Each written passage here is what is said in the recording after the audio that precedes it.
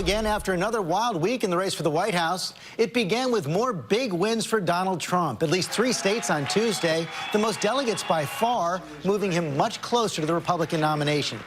But as his campaign marches toward Cleveland, Trump drawing more protests, too. Check out this scene from Arizona yesterday. The road to a Trump rally blocked. And there are new questions overnight about how Trump and his supporters are dealing with those protests. In Tucson, this protester punched and kicked as he was led away by police. The guy grabbed the sign out of my hand as I was being escorted out of the building and sucker punched me. And in this video from CNN, Trump campaign manager Corey Lewandowski appears to grab the collar of another protester who's also being pulled back by a member of Trump's private security team. A lot to talk about this morning with Donald Trump. He joins us now by phone. Thank you for joining us this morning, Mr. Trump. So we saw these incidents in Tucson last night. What more will you be doing to stop your supporters from acting out like this? Well, it's not only Tucson. I mean, we had a great rally right next to Phoenix, and it was an amazing 21,000 people, but the protesters blocked the road. So you had thousands of people that couldn't get in. Sheriff Joe, who did a fantastic job, immediately arrested 3 people, and the rally totally broke up. It totally broke up. The people that were protesting, and they left, and they went, and there was no more problem, and everybody went in. We had 21,000. There wasn't one word during this massive rally. But what about this violence, Mr. Trump? Then a little bit later on, we went to other areas. I mean, we went all over, frankly, we went all over Arizona. And we went to Tucson, and we had some people that wouldn't allow people for the rally into the door. They were making it almost impossible to get in. We had 6,000 or 7,000 people at least. We had 2,000 people outside. They wouldn't allow them in.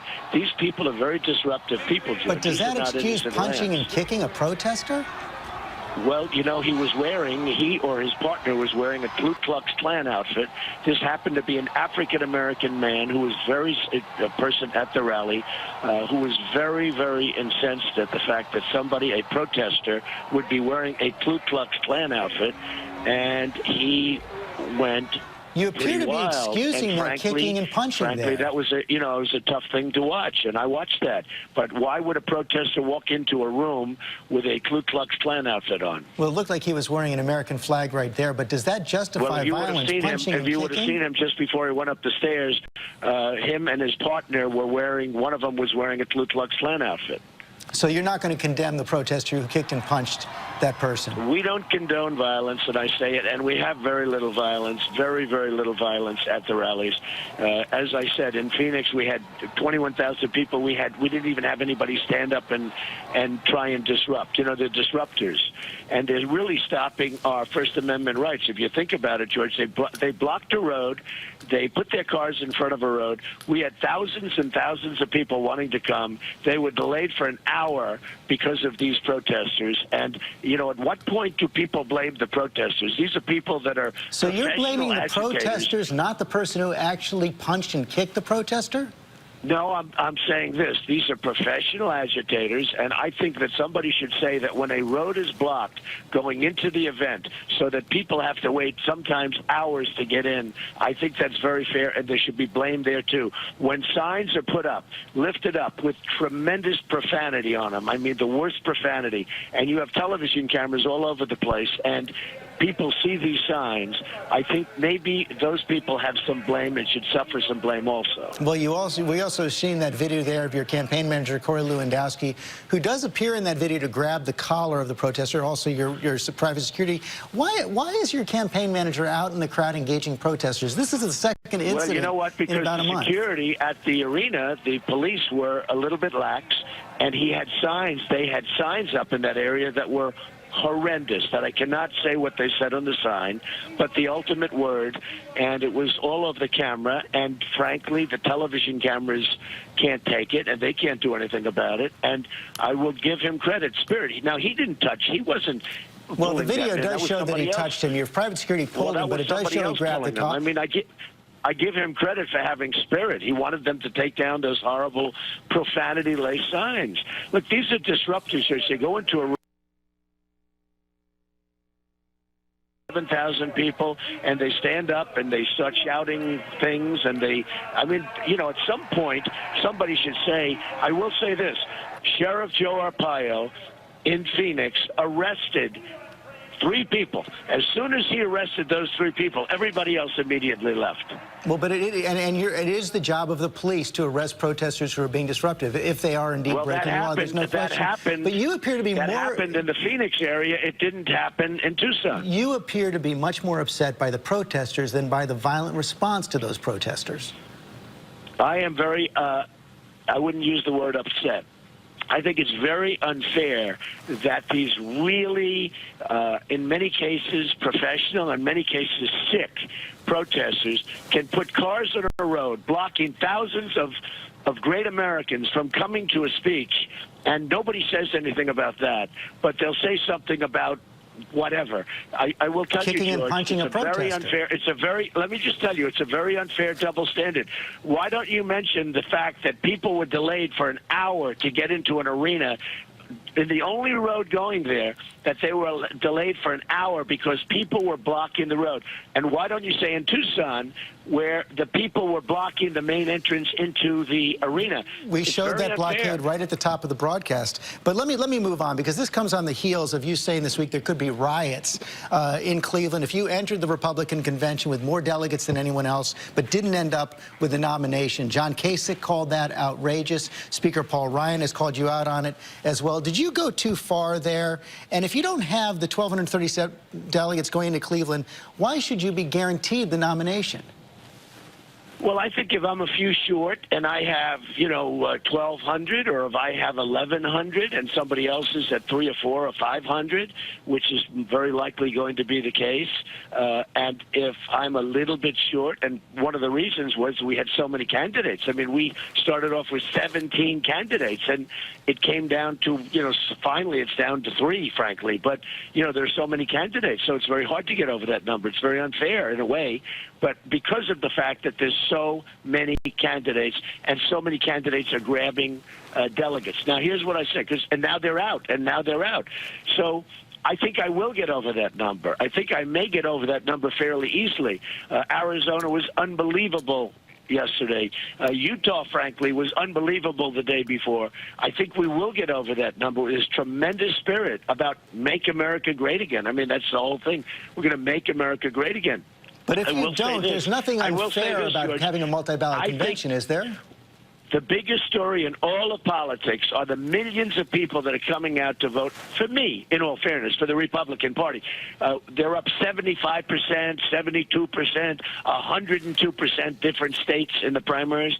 And it's the single biggest story worldwide in politics is what's happening at the millions and millions of people that are going out to vote for me. Now, I will say this. The Democrats are down 35%, whereas the Republicans are up over 70%, and some cases much more than that. So I say this, if you're going to disenfranchise all of those people, some of whom have never voted before, and they're 50 years old and older, but if you're going to disenfranchise all of those people, independents, Democrats, we have a lot of Democrats coming over. We have a lot of independents coming over. It's okay for them to riot?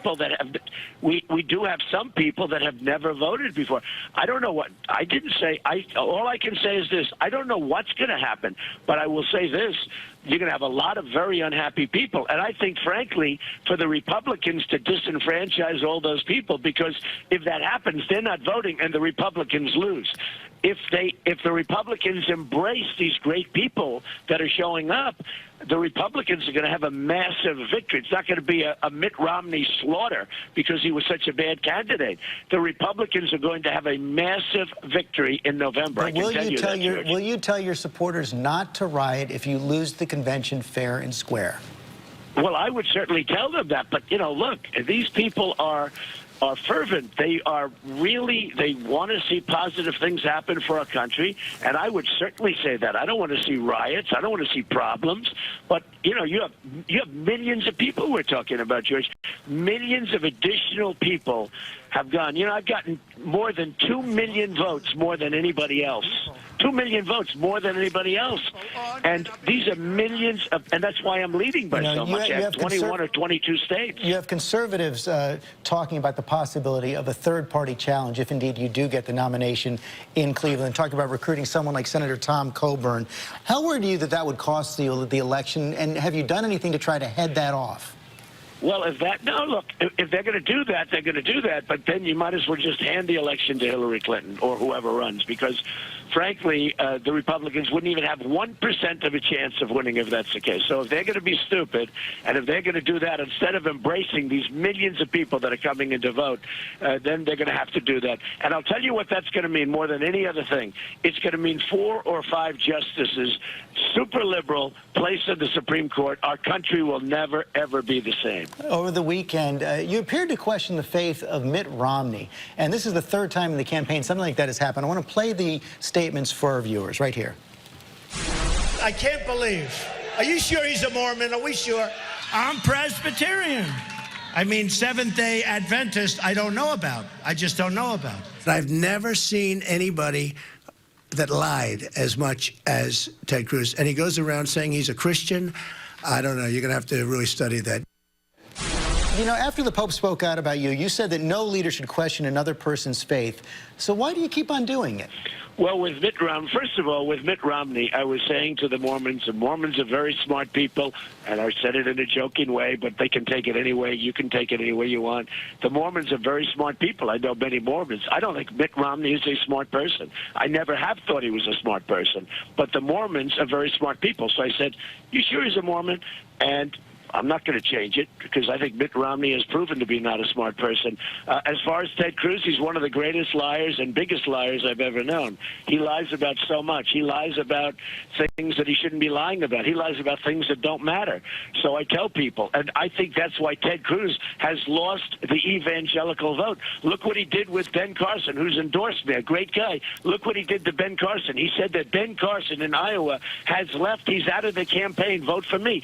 Thousands of people voted for him because he convinced people that Ben Carson had left the campaign. He knew Ben Carson did not leave the campaign. Well, it sounds like you're not backing down on that at all. Tomorrow, big speech. You have a big speech tomorrow, speaking to the American-Israel Public Affairs Committee. In that speech, will you stand by your pledge to be neutral between Israel and Palestine so you can broker a peace deal? Well, you're going to hear what I'm going to say at the speech, and I'll save it for that. There's nobody more pro-Israel than I am, but you'll hear what I say at the speech, and we'll see what happens. What kind of a deal would be in Israel's interest? I think making a deal would be in Israel's interest. I'll tell you what, I don't know one Jewish person that doesn't want to have a deal. A good deal, a proper deal, but a really good deal. But I would say it's probably one of the toughest deals. Me being a deal maker, it's probably one of the toughest deals in the world to make, because there's just so many decades of hatred between the two sides. It's probably one of the toughest deals to make if you're a person that prides yourself on being able to get people together. So what does a good deal look like, though? Will Israel have to give up some land? We should try very hard to get. And I don't know any Jewish people that don't want to make. They'd all love to see a deal made. No, they want to have a good deal, not an Obama-type deal. They want to have a good deal made. Define a good deal. Well, I'll define that tomorrow, because I'll be defining it tomorrow. I'm not going to define it now. I'm going to define it tomorrow. But we would like to see, and everybody would like to see, a real deal be made, not a deal that's going to be broken, a real deal be made, something that can be lasting. And if I win, I'm going to be giving that a very good shot. Mr. Trump, thanks for joining us this morning. Okay. Thank you very much.